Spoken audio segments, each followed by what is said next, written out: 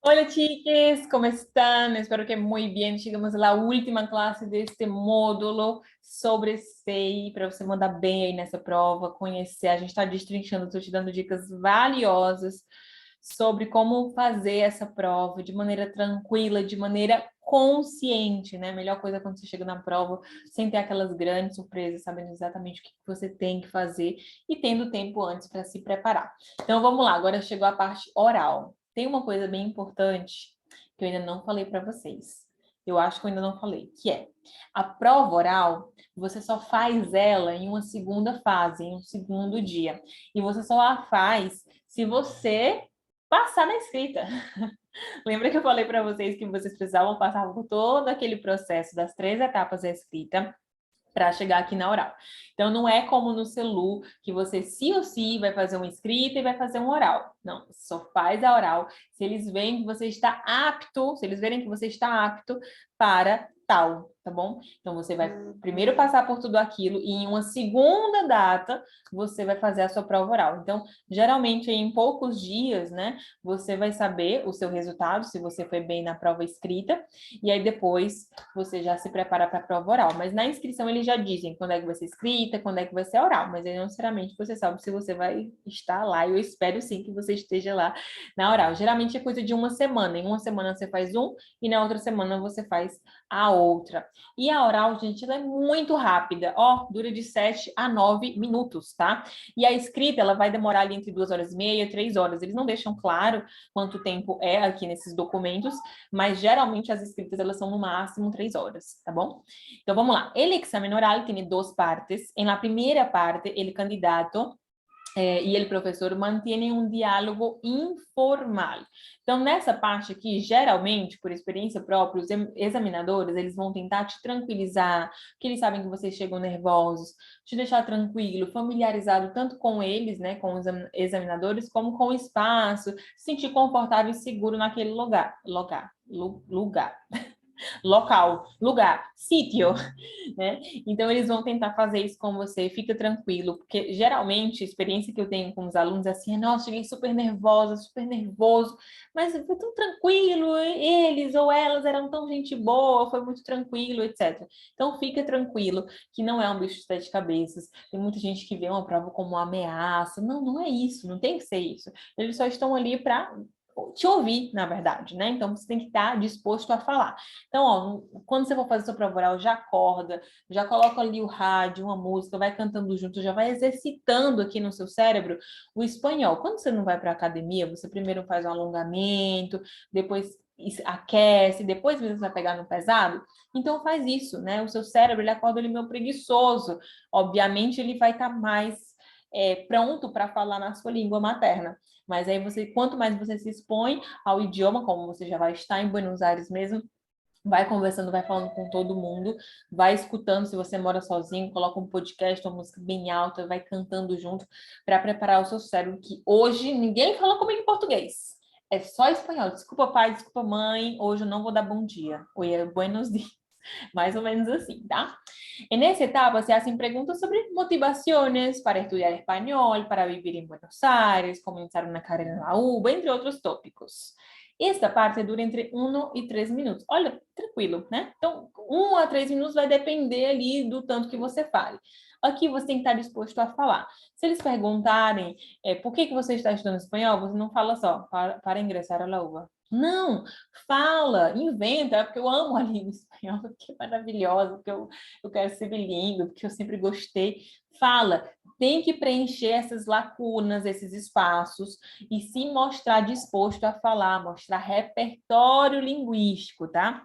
Então, vamos começar aqui, vamos simular como se fosse uma situação. Então, eu cheguei, vamos supor que é de manhã, né?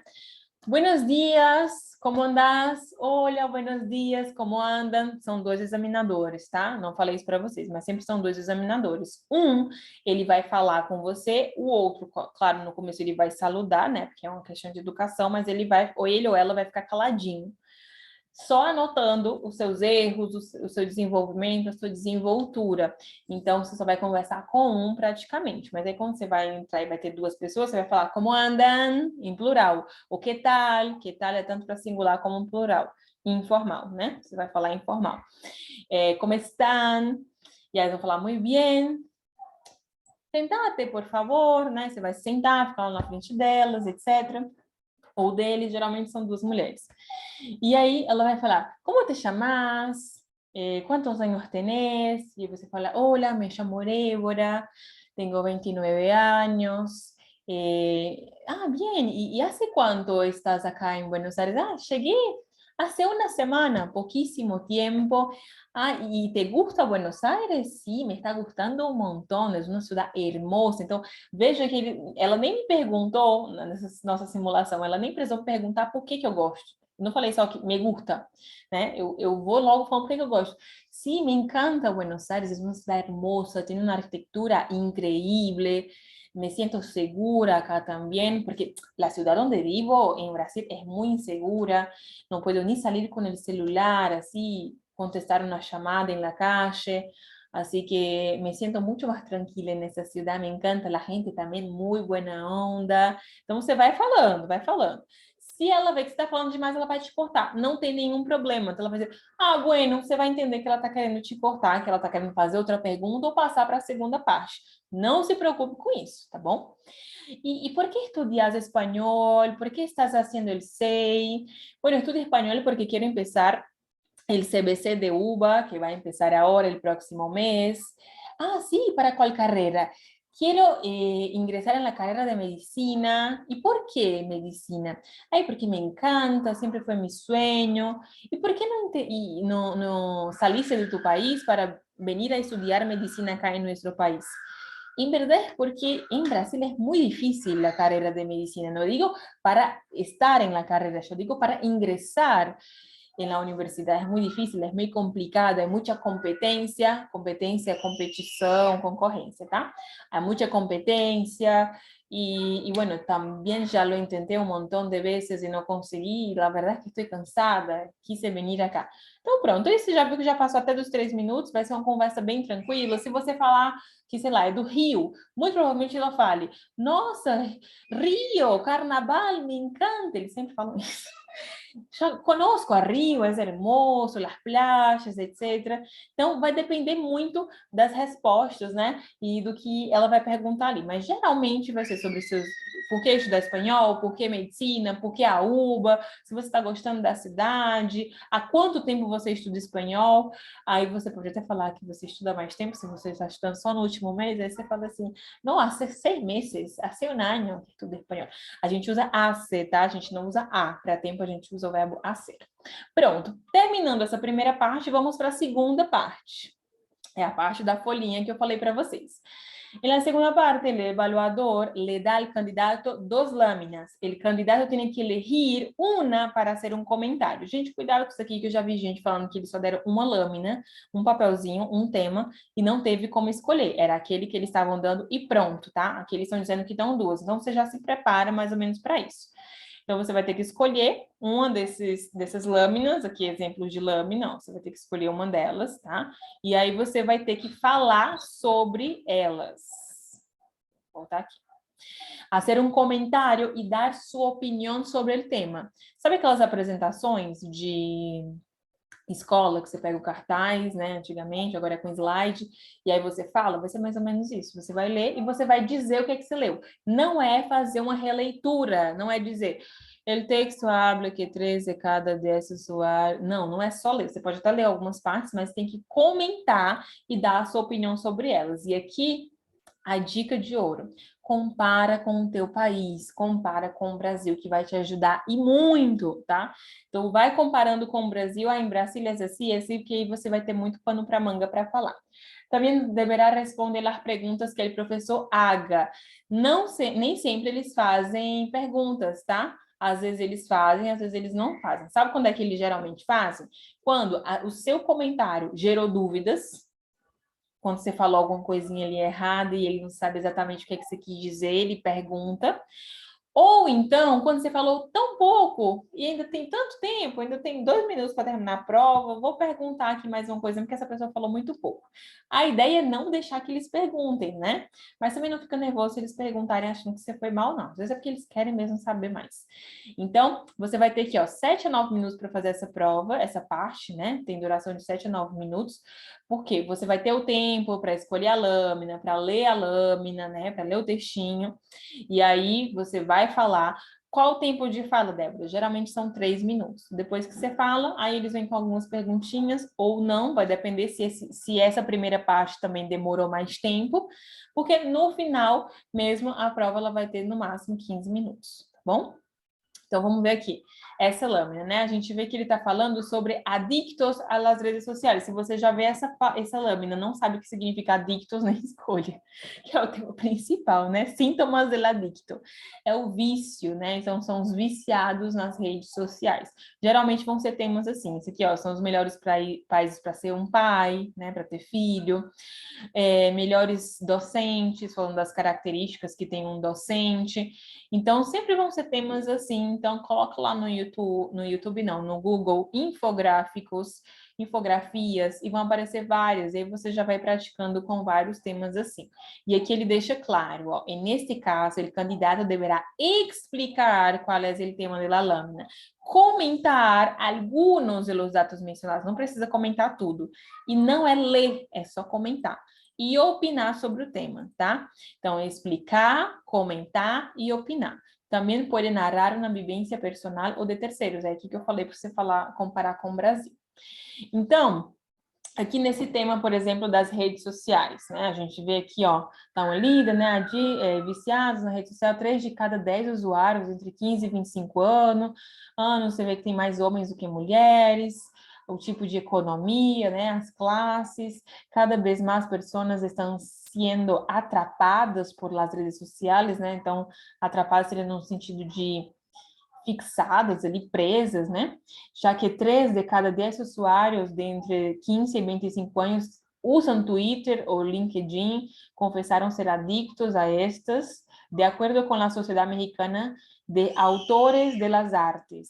Então, aqui eles falam dos sintomas, eles falam também as razões para estar nas redes sociais, 56% é porque gosta, 30% para ter amigos, 17% para se inteirar do que acontece no mundo, né? O Twitter serve muito para isso.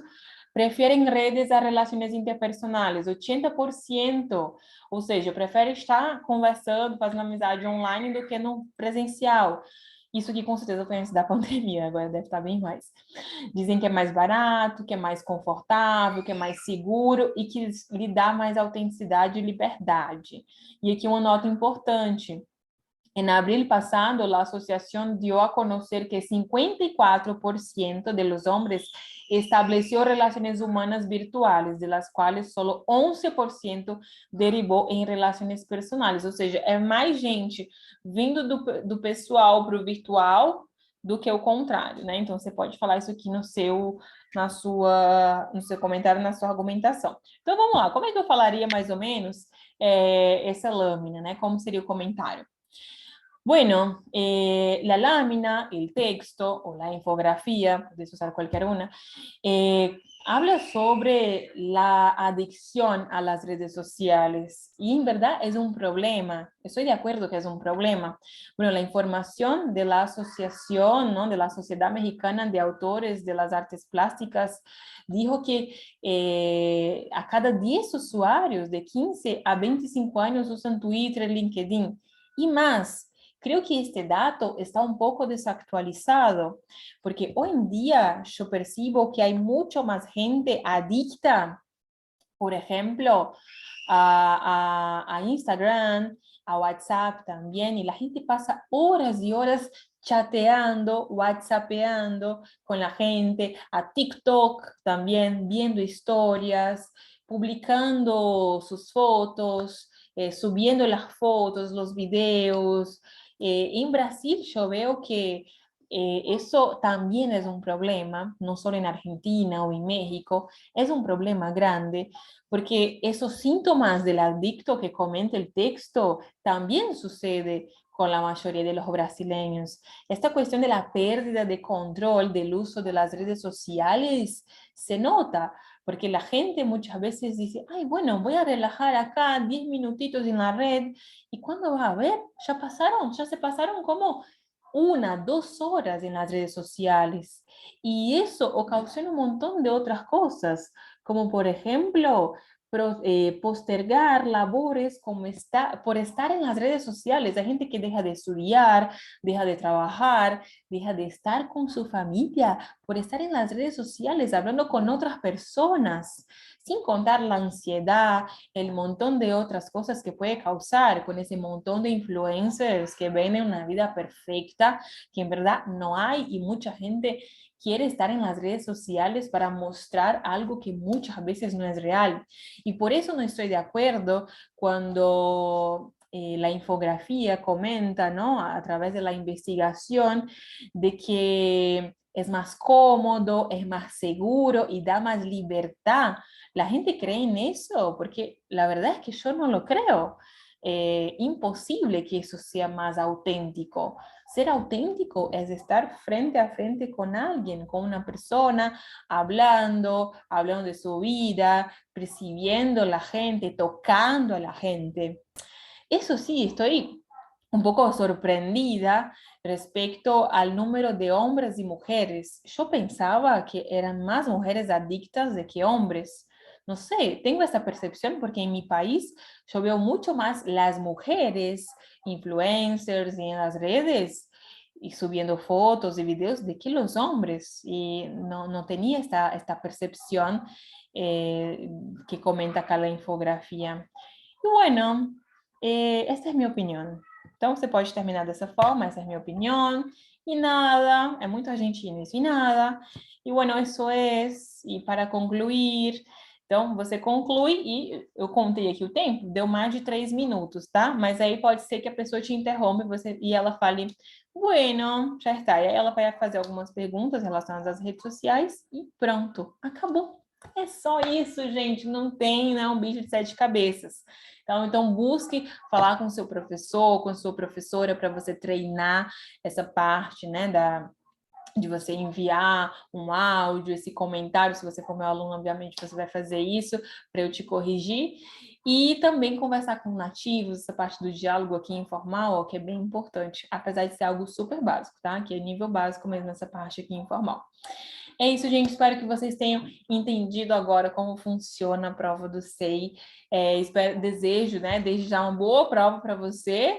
Igual aqui no final, ó, muito éxito em tu exame SEI, não é sucesso, tá? Éxito em tu exame SEI. Espero que você tenha muito êxito. E não esquece, saiu o seu resultado, fala assim, Débora, consegui, obrigada pela ajuda, me marca lá no Instagram, me manda no WhatsApp, eu vou ficar muito feliz de saber do seu resultado. Qualquer dúvida que vocês tiverem, podem me perguntar. E agora que você terminou esse mini curso, né? Se você está aqui na parte do mini curso gratuito, deixa a sua avaliação de 5 estrelinhas, que é muito importante para mim, e já tira o seu certificado. E eu também quero te convidar a vir assistir os módulos, os mini cursos do Certeia, do Ducle, do Celu, que também tem muitas informações que podem te ajudar nessa e em outras provas. A gente se vê e hasta luego!